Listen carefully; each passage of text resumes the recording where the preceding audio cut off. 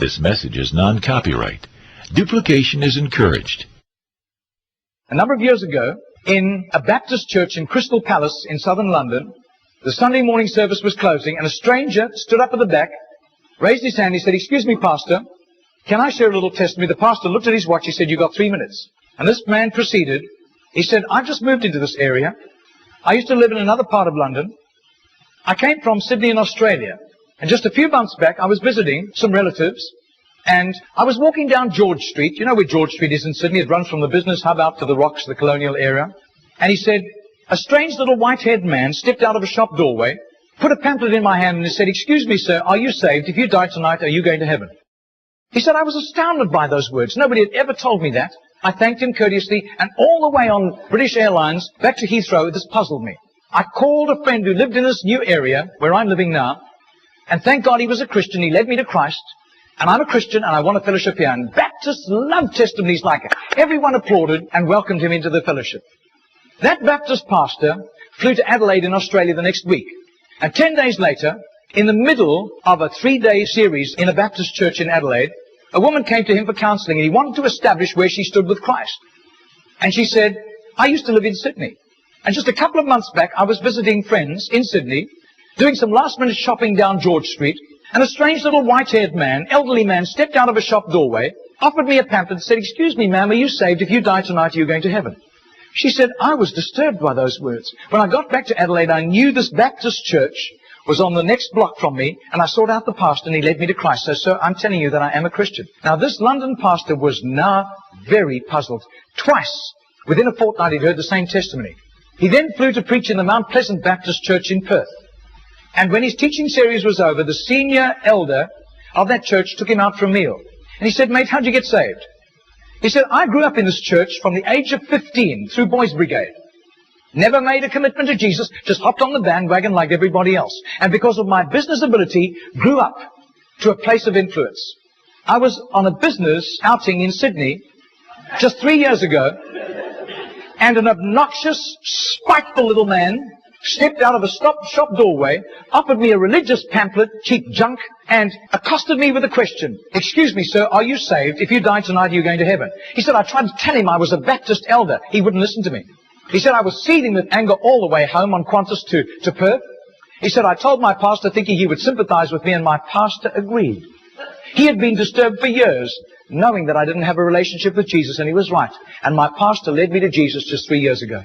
Now, this London preacher flew back to the UK and was speaking at the Keswick Convention in the Lake District. And he threw in these 3 testimonies. At the close of his teaching session, 4 elderly pastors came up and said, "We got saved between 25 and 35 years ago, respectively, through that little man on George Street giving us a tract and asking us that question."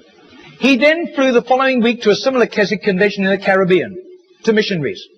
And he shared the testimonies. At the close of his teaching session, 3 missionaries came up and said, "We got saved between 15 and 25 years ago, respectively, through that little man's testimony and asking us that same question on George Street in Sydney." Coming back to London, he stopped outside Atlanta, Georgia, to speak at a naval chaplains convention. And when his 3 days of revving these naval chaplains up, over 1,000 of them, in soul winning, the chaplain general took him out for a meal. And he said, "How did you become a Christian?" He said, "Well, it was miraculous. I was a rating on a United States battleship, and I lived a reprobate life. We were doing exercises in the South Pacific, and we docked in Sydney Harbour for replenishments. We hit King's Cross with a vengeance. I got blind drunk. I got on the wrong bus, got off in George Street, and as I got off the bus, I thought it was a ghost. This elderly white-haired man jumped in front of me, pushed a pamphlet in my hand and said, 'Sailor, are you saved? If you die tonight, you're going to heaven.' He said, the fear of God hit me immediately. I was shocked sober and ran back to the battleship, sought out the chaplain. The chaplain led me to Christ, and I soon began to prepare for the ministry under his guidance, and here I am in charge of over 1,000 chaplains, and we're bent on soul winning today." That London preacher, 6 months later, flew to do a convention for 5,000 Indian missionaries in a remote corner of northeastern India, and at the end, the Indian missionary in charge, a humble little man, took him home to his humble little home for a simple meal. And he said, "How did you, as a Hindu, come to Christ?" He said, "I was in a very privileged position. I worked for the Indian diplomatic mission. And I travel the world, and I am so glad for the forgiveness of Christ and His blood covering my sin, because I'd be very embarrassed if people found out what I got into. He said, one bout of diplomatic service took me to Sydney. And I was doing some last-minute shopping laden with parcels of toys and clothing for my children, walking down George Street. And this courteous little white-haired man stepped out in front of me, offered me a pamphlet, and said, "Excuse me, sir, are you saved? If you die tonight, are you going to heaven?" He said, I thanked him very much, but this disturbed me. I got back to my town, I sought out the Hindu priest, and he couldn't help me. But he gave me some advice. He said, just to satisfy your curious mind, nothing else, go and talk to the missionary in the mission house at the end of the road. And that was fatal advice. He said, because that day the missionary led me to Christ. I quit Hinduism immediately and then began to study for the ministry. I left the diplomatic service, and here I am, by God's grace, in charge of all these missionaries, and we are winning hundreds of thousands of people to Christ. Well, 8 months later, that Crystal Palace Baptist pastor was ministering in Sydney, in Gymea, southern suburb of Sydney. And he said to the Baptist minister, do you know a little man, an elderly little man who witnesses and hands out tracts on George Street? And he said, I do. His name is Mr. Genor, G-E-N-O-R. But I don't think he does it anymore. He's too frail and elderly. The man said, I want to meet him. 2 nights later, they went around to this little apartment, knocked on the door, and this tiny, frail little man opened the door. He sat them down, made them some tea, and he was so frail he was slopping tea into the saucer as he shook. And as he sat with them, this London preacher told him all these accounts over the previous 3 years. This little man sat with tears running down his cheeks. He said, my story goes like this. He said, I was a rating on an Australian warship, and I lived a reprobate life, and in a crisis, I really hit the wall, and one of my colleagues, whom I gave literal hell, was there to help me. He led me to Jesus, and the change in my life was night to day in 24 hours. And I was so grateful to God.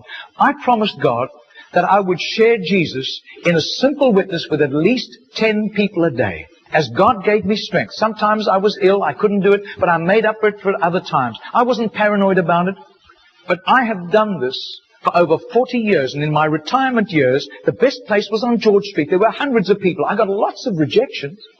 But a lot of people courteously took the tracts. And he said, in 40 years of doing this, I've never heard of one single person coming to Jesus until today.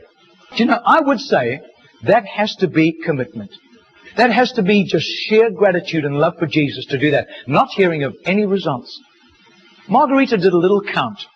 That's 146,100 people. That simple little non-charismatic Baptist man influenced somehow to Jesus. And I believe what God was showing that Baptist minister was the tip of the tip of the tip of the tip of this iceberg. Goodness knows how many more had been arrested for Christ and were doing huge jobs out in the mission field.